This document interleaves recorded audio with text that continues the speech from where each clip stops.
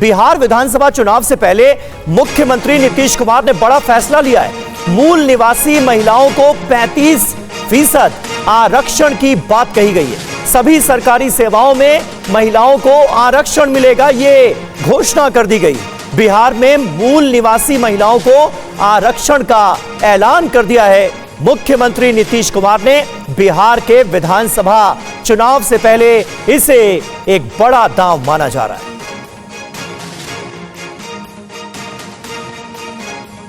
और मुख्यमंत्री के प्रधान सचिव क्या कह रहे हैं इस नए फैसले के बारे में, इस ऐलान के बारे में सुनते हैं।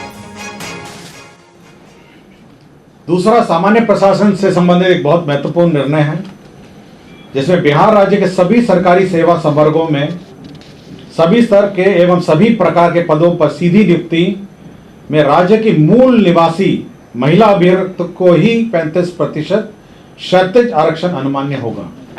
इसका मतलब है कि जो मूल निवासी हैं बिहार के महिलाएं, उन्हीं को ही 35% क्षैतिज आरक्षण अनुमान्य होगा। और जो आरक्षण का जो श्रेणी है, अनुसूचित जाति 16 है, अनुसूचित जनजाति 1 है, अत्यंत पिछड़ा वर्ग 18 है, पिछड़ा वर्ग 12 है और पिछड़ा वर्गों की महिलाएं 3 है। तो 50% यही इसका ब्रेक। तो बिहार विधानसभा चुनाव से पहले नीतीश कुमार का यह बड़ा फैसला है। बिहार में आंशिक डोमिसाइल लागू कर दिया गया है। महिलाओं को 35% आरक्षण मिलेगा। सिर्फ बिहार की मूल निवासी महिलाएं होंगी पात्र। सभी सरकारी सेवाओं में इसका फायदा मिलेगा। किसी भी विभाग की सीधी नियुक्ति में इसका फायदा होगा।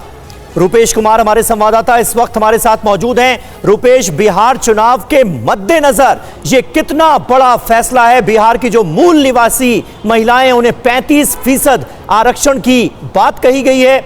इसका कितना बड़ा और व्यापक असर बिहार में होगा?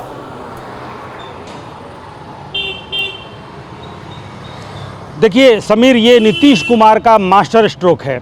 इसके पहले नीतीश कुमार ने जितने फैसले लिए हैं, चाहे महिलाओं, वृद्ध महिलाओं के लिए, विधवा महिलाओं के लिए, जो पेंशन जिन्हें 400 रुपये पेंशन मिलते थे, उसे बढ़ाकर 1100 रुपये कर दिए गए। अब युवा आयोग का गठन हुआ है, ये भी सीधी नियुक्तियां होंगी, युवाओं को लेकर के कुछ फैसले बनेंगे। लेकिन सबसे अहम है कि जो आंशिक डोमिसाइल यानी कि महिलाओं के लिए 35% आरक्षण, सभी स्तर के, सभी संवर्गों, सभी प्रकार के जो पद हैं, उन पर जो सरकारी नियुक्तियां होंगी, उनमें सिर्फ बिहार की जो प्रमाणिक रूप से मूल निवासी हैं, उन्हीं को 35% आरक्षण का लाभ मिलेगा। अभी नीतीश कुमार ने 21,000 सिपाहियों को जो नियुक्ति पत्र दिया, उसमें मैंने कई महिलाओं से बात किया जो उत्तराखंड की हैं, झारखंड की हैं, राजस्थान तक की महिलाएं हैं, उनको भी आरक्षण का लाभ मिला था। लेकिन अब सिर्फ चूंकि पहले से ही पंचायत में और सिपाही बहाली में नीतीश कुमार ने महिलाओं को 33% आरक्षण दिया था, लेकिन अब सिर्फ बिहार की मूल निवासी जो निवास प्रमाण पत्र बहाली के पहले लगाएंगी,